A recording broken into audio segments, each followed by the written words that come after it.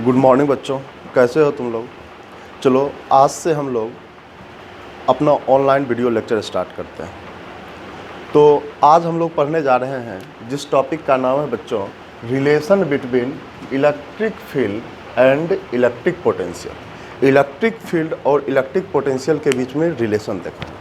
सबसे पहले कोई भी टॉपिक अगर फिजिक्स में दिया जाता है तो निश्चित रूप से उसका कहीं ना कहीं यूज़ रहता है, तभी उस टॉपिक को दिया जाता है। तो अगर हमारे पास ये टॉपिक आया है relation between electric field and electric potential, तो 100% गारंटी है कि इसका भी कहीं ना कहीं फिजिक्स में यूज़ होगा, तभी इस टॉपिक को लाया गया है। तो क्या यूज़ है, कहाँ से आया टॉपिक, इसमें क्या फार्मूला होगा, बोर्ड के पॉइंट ऑफ व्यू से कितना इम्पोर्टेंट होगा, जेई के पॉइंट ऑफ व्यू से कितना इम्पोर्टेंट होगा, नीट के पॉइंट ऑफ व्यू से कितना इम्पोर्टेंट होगा, वो हर एक चीज़ को आज हम लोग देखेंगे।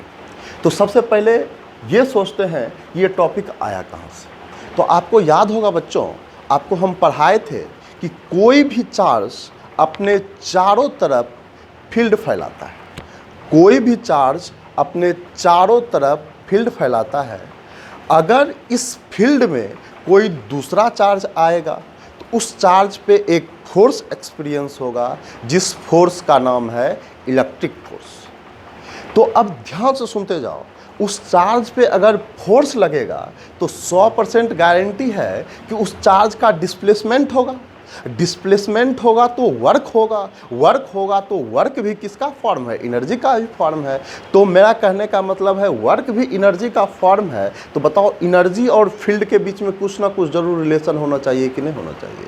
तो वही रिलेशन को आज हम लोग देखने जा रहे हैं कि जैसे देखो, आपको बता चुके थे फील्ड में कि कोई भी चार्ज है, जैसे मान लीजिए कि ये प्लस क्यू चार्ज है, ये चारों तरफ अपने चारों तरफ एक फील्ड प्रोड्यूस करता है, जिस फील्ड का नाम था बच्चों इलेक्ट्रिक फील्ड, याद होगा। अब इस फील्ड में कोई भी दूसरा चार्ज मान लिया जाए plus q naught test charge आया, तो इस चार्ज पे एक फोर्स लगता था, जिस फोर्स का नाम था बच्चों इलेक्ट्रिक फोर्स। और इस इलेक्ट्रिक फोर्स के कारण इस चार्ज का डिस्प्लेसमेंट होगा, ये भी गारंटी है।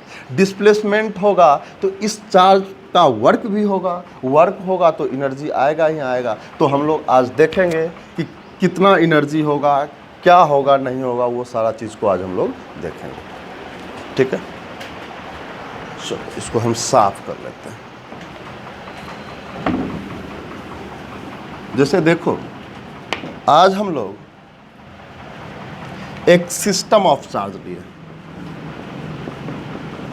System of charge. ये चार्ज का सिस्टम आपका कुछ भी हो सकता है।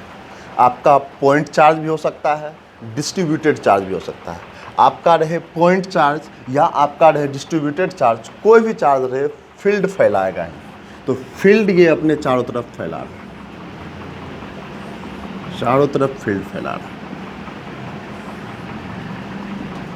ध्यान से और मान लेते हैं ये पोजीशन इनिशियल पोजीशन है और ये पोजीशन फाइनल पोजीशन है। ये इनिशियल है और ये फाइनल है। अगर कोई भी चार्ज इसमें आएगा तो उस पर फोर्स लगेगा ही लगेगा। कोई भी चार्ज अगर लेके आएंगे आप, मान लिया जाए प्लस क्यू चार्ज हम लेके आते हैं, तो इस प्लस क्यू चार्ज पे, क्योंकि यहाँ पर इलेक्ट्रिक फील्ड है, इस फील्ड में आएगा तो इस चार्ज पे फोर्स लगेगा। कौन सा फोर्स लगेगा बच्चों? तो आपको लगेगा यहाँ पे इलेक्ट्रिक फोर्स। मान लेते हैं इलेक्ट्रिक फोर्स लगने के कारण ये चार्ज इनिशियल पॉइंट से फाइनल पॉइंट पे चला गया।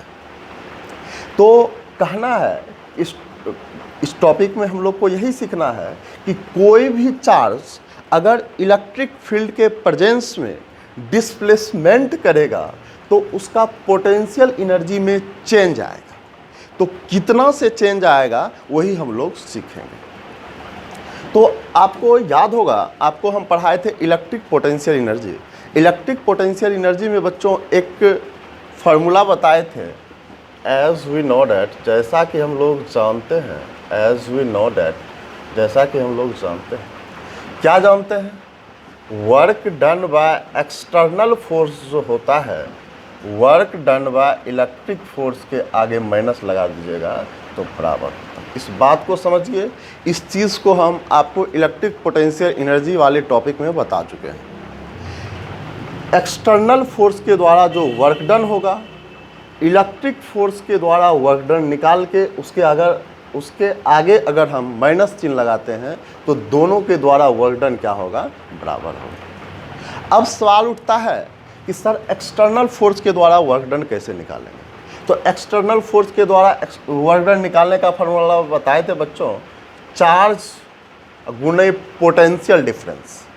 चार्ज मान लिया जाए कि चार्ज हमारा इनिशियल से फाइनल जा रहा है, तो यहाँ के पोटेंशियल डिफरेंस को यहाँ के पोटेंशियल को हम लोग VI मान लेंगे और यहाँ के पोटेंशियल को हम लोग VF मान लेंगे।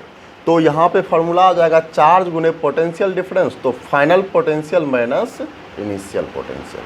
इस पोटेंशियल को हम लोग बच्चों यहाँ के फाइनल पोजीशन पे जो पोटेंशियल था उसको VF माने हैं, इनिशियल पोजीशन पे जो पोटेंशियल था उसको हम लोग क्या माने हैं, VI। हम लोग को क्या करना है, वो एक्सटर्नल फोर्स के द्वारा वर्क डन निकालना है, तो हम लोग को क्या करना है कि चार्ज को पोटेंशियल डिफरेंस से मल्टीप्लाई करना है। तो पोटेंशियल डिफरेंस कैसे निकालते हैं, तो final potential minus initial potential, तो final potential VF, initial potential VI, दोनों को डिफरेंस कर दिए तो हमको work done by external force आ गया।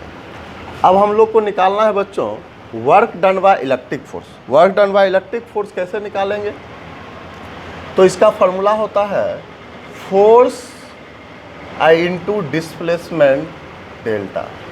जैसे याद करो, जिनको दिक्कत हो रहा होगा याद कीजिए मैकेनिक्स में 11th का टॉपिक है बच्चों। मैकेनिक्स में छोटे से वर्क डन का फॉर्मूला होता था फोर्स डॉट छोटा सा डिस्प्लेसमेंट।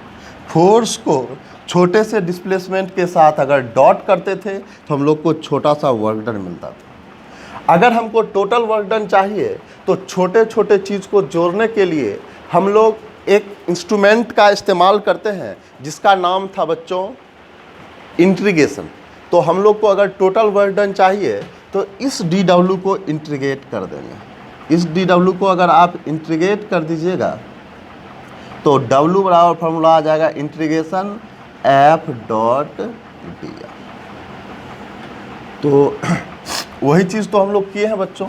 हम लोग को work done by electric force चाहिए तो हम लोग क्या किए, इलेक्ट्रिक फोर्स को छोटे से डिस्प्लेसमेंट के साथ डॉट किए तो हम लोग को इलेक्ट्रिक फोर्स के द्वारा छोटा सा वर्क डन आता। लेकिन अगर हम इंटीग्रेट कर दिए हैं तो total work done electric force के द्वारा आ जाएगा कि नहीं आ जाएगा, आराम से आ जाएगा। चलो अब तुमको हम इलेक्ट्रिक फील्ड वाले टॉपिक में एक फार्मूला बताए थे। क्या बताए थे, F बराबर था बच्चों, इलेक्ट्रिक फोर्स बराबर फार्मूला था Q इंटू E।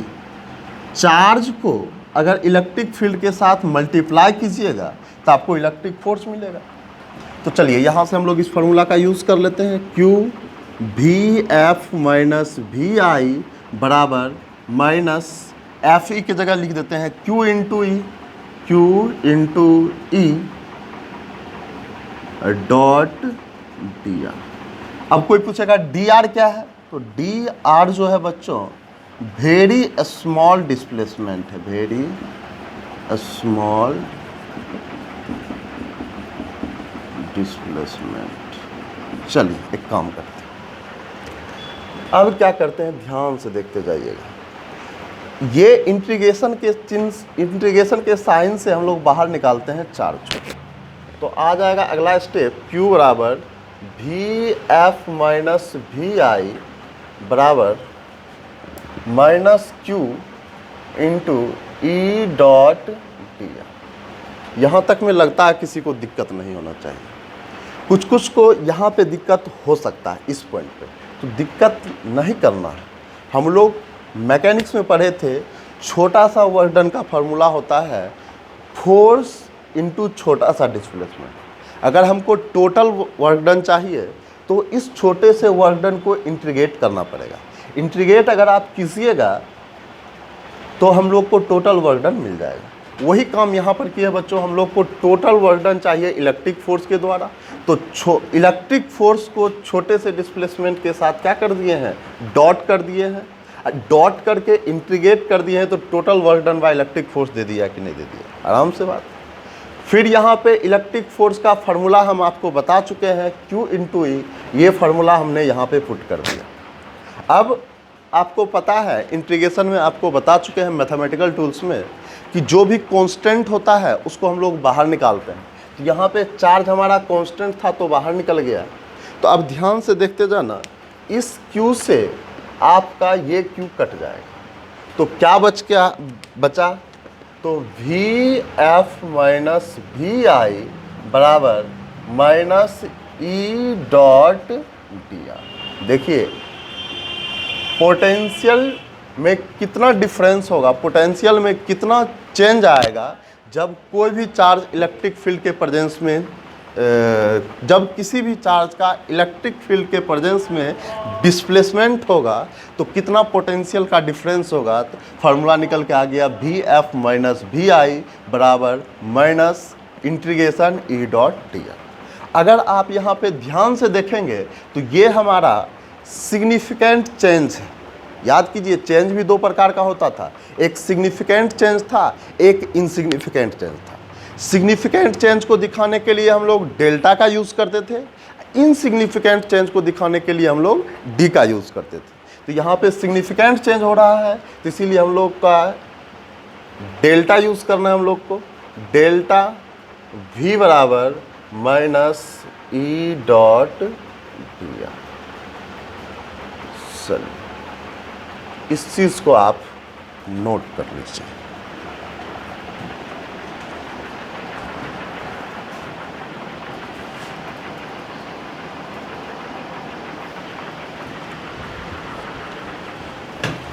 चलो अभी हम लोग देखें फार्मूला, डेल्टा v बराबर minus E dot D R.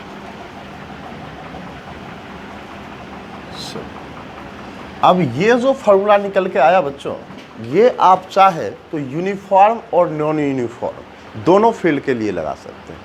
अगर मान लिया जाए इफ़ ऐसा क्वेश्चन में बोल दे, इफ़ ऐसा बोल दे इलेक्ट्रिक फील्ड आपका यूनिफॉर्म,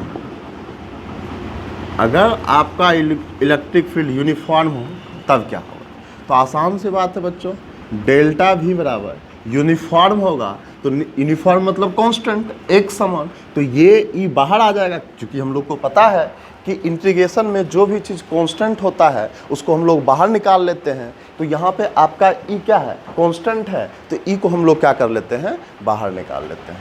तो minus E dot D R. Limit कहाँ से कहाँ तक रखेंगे, यहाँ पे रखाता है लोअर लिमिट और यहाँ पे लिखाता है फाइनल लिमिट। लोअर लिमिट को हम लोग इनिशियल आर आई लिखते हैं, फाइनल लिमिट को यानी अपर लिमिट को हम लोग आर एफ लिखते हैं। चलिए तो डेल्टा भी बराबर माइनस ई, याद करो डी आर का इंटीग्रेशन आर होगा। जिस तरह से डी एक्स का इंटीग्रेशन एक्स होता था, डी वाई का वाई होता था, डी जेड का जेड होता था, ठीक उसी प्रकार से यहाँ पे डी आर का आर होगा। और लिमिट हो जाएगा इनिशियल टू फाइनल, वेक्टर के फॉर्म में रखते हैं।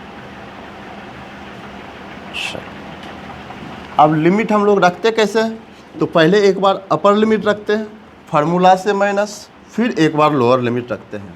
तो डेल्टा भी बराबर फार्मूला आ जाएगा बच्चों माइनस ई, एक बार अपर लिमिट मतलब आर एफ माइनस आर आई। तो फाइनल माइनस इनिशियल कीजिएगा तो डेल्टा भी बराबर फार्मूला आ जाएगा ई डॉट डेल्टा। फिर देखो यहाँ पर कौन सा चेंज हो गया, सिग्निफिकेंट चेंज हो गया।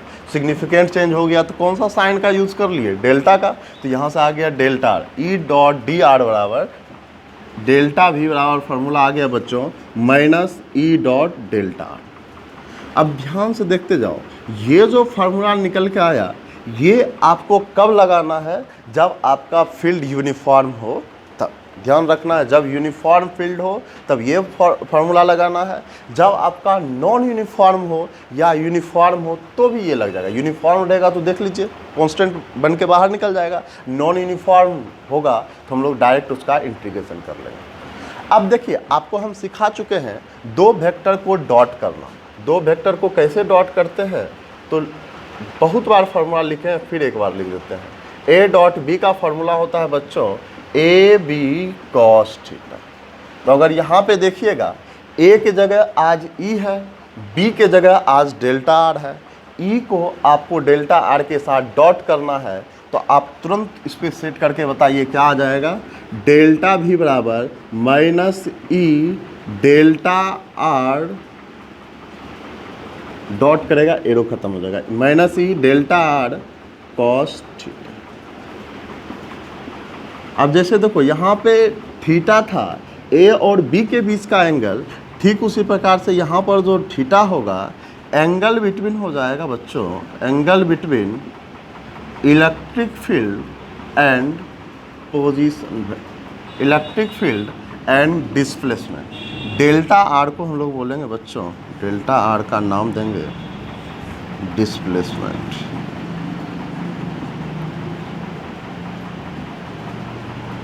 चलिए इस चीज़ को आप नोट कर लीजिए, फिर उसके बाद अब हम लोग इसका एप्लीकेशन सीखेंगे। पहले इसको नोट कीजिए, उसके बाद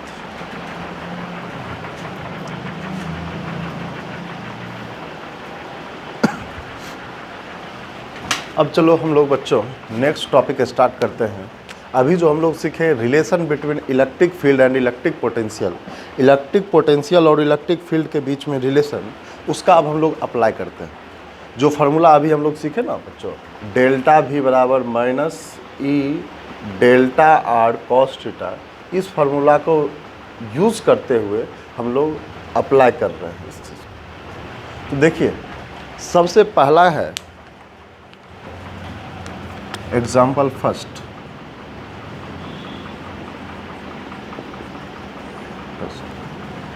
इफ वी मूव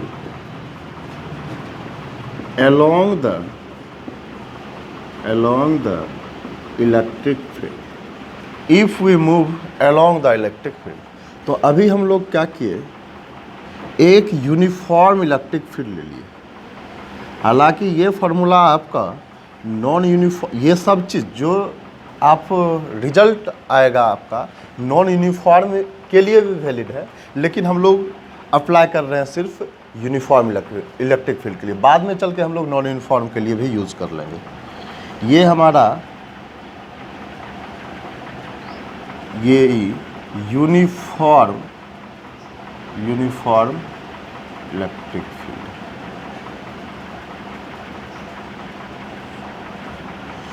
अब क्या होता है देखिए ध्यान से कि एक चार्ज पार्टिकल है, ये पोजीशन ए है और ये बी है, इलेक्ट्रिक फील्ड के अलोंग, मतलब जिधर इलेक्ट्रिक फील्ड है उसी के तरफ ये प्लस क्यू चार्ज चलना चालू कर देता है। मतलब ध्यान से सुनिए, इलेक्ट्रिक फील्ड हमारा ए टू बी है, तो हमारा चार्ज पार्टिकल भी किधर चल रहा है, ए से बी के ही तरफ। और ए से बी का जो डिस्प्लेसमेंट है इसको हम लोग मान लेते हैं एक्स। तो बताइए कि अगर आप इलेक्ट्रिक फील्ड के अलोंग चलेंगे तो बताइए पोटेंशियल, हर एक पॉइंट का पोटेंशियल का मान बढ़ेगा या घटेगा। तो देखिए हम लोग तुरंत अभी फार्मूला सीखे हैं। क्या फार्मूला सीखे हैं, एज वी नो डैट, जैसा कि हम लोग जानते हैं, एज वी नो डैट, जैसा कि हम लोग जानते हैं, क्या जानते हैं बच्चों, डेल्टा भी बराबर minus E delta R cos theta. ऐसा तो हम लोग फार्मूला सीख चुके हैं। डेल्टा भी बराबर minus E delta R cos theta. Delta भी change in potential, change in potential करने का मतलब हो गया final potential minus initial potential. तो आप ए के ए से आप बी की तरफ जा रहे हैं आप ए से बी की तरफ जा रहे हैं, तो ए आपका इनिशियल पोटेंशियल हो गया, ए पर का पोटेंशियल इनिशियल पोटेंशियल, और बी का पोटेंशियल, बी पर का पोटेंशियल फाइनल पोटेंशियल। बी के पोटेंशियल में से ए के पोटेंशियल को घटा दीजिएगा तो आपको मिल जाएगा चेंज इन पोटेंशियल। तो इसके जगह बच्चों हम लोग लिखेंगे V B minus V A. कहने का मतलब है कि बी के पोटेंशियल में से ए के पोटेंशियल को घटा दिए, फाइनल पोटेंशियल में से इनिशियल पोटेंशियल को घटा दिए, बराबर इलेक्ट्रिक फील्ड का मान तो यही दिया है माइनस ई। डेल्टा आर मतलब डिस्प्लेसमेंट कितना होगा, डिस्प्लेसमेंट ए से बी तक का डिस्प्लेसमेंट को हम लोगों ने मान लिया है एक्स। यहाँ पे लिख भी सकते हैं, लिखना चाहे तो डेल्टा आर मतलब डिस्प्लेसमेंट जो है कितना के बराबर है, एक्स के बराबर है। तो यहाँ पे आप लिख सकते हैं माइनस ई एक्स, थीटा के जगह क्या लिखिएगा, तो आप देखिए जिधर आपका इलेक्ट्रिक फील्ड है उधर ही आपका डिस्प्लेसमेंट है, तो दोनों के बीच का एंगल कॉस 0, दोनों के बीच का एंगल कितना हो जाएगा 0 डिग्री। तो कॉस थीटा की जगह लिख दिया हम लोगों ने कॉस 0। देखते चले जाइए, V B minus V A बराबर माइनस ई। इलेक्ट्रिक फील्ड आपका वेक्टर है, किसी भी वेक्टर का मैग्नीट्यूड ऑलवेज पॉजिटिव आता है, तो इलेक्ट्रिक फील्ड का मैग्नीट्यूड हमेशा भी पॉजिटिव आएगा। और डिस्प्लेसमेंट है, डिस्प्लेसमेंट भी वेक्टर क्वांटिटी है, इसका भी मैग्नीट्यूड हमेशा पॉजिटिव आएगा। तो आप खुद सोच के बताइए cos 0 इसका भी मान कितना होता है, पॉजिटिव। तो ये तीनों चीज़ अपने तरफ से पॉजिटिव दे रहा है, तो पॉजिटिव पॉजिटिव पॉजिटिव हो जाएगा, लेकिन पहले से एक माइनस रखा हुआ है, तो plus plus plus plus plus into minus minus हो जाएगा। मतलब यहाँ से जो नेट रिजल्ट आएगा ई इंटू एक्स के बराबर। तो आप खुद सोच के बताइए पोटेंशियल डिफरेंस आपका निगेटिव आया या पॉजिटिव आया। पोटेंशियल डिफरेंस आप खुद देख रहे होंगे बच्चों, आपका निगेटिव आया है, आपका पोटेंशियल डिफरेंस क्या आया है, निगेटिव। अगर आपका पोटेंशियल डिफरेंस निगेटिव आया है तो 100% गारंटी है कि आपका इनिशियल बड़ा होगा और फाइनल छोटा होगा। ऐसे भी आप लोग लिख सकते हैं वी बी मतलब इनिशियल बड़ा होगा, फाइनल आपका छोटा होगा। मतलब कि ए पॉइंट का पोटेंशियल बड़ा, बी पॉइंट का पोटेंशियल छोटा। तो हम लोग सर रिजल्ट क्या लिखेंगे, तो हम लोग रिजल्ट बच्चों यही लिखेंगे कि अगर इलेक्ट्रिक फील्ड के अलोंग चलेंगे तो हर एक पॉइंट का पोटेंशियल का मान घटेगा। इफ़ वी मूव, नोट करके लिख सकते हैं, if we move along the electric field, then each point of potential will decrease। इस चीज़ को लिख लीजिए, फिर हम लोग अगला एग्जाम्पल करेंगे।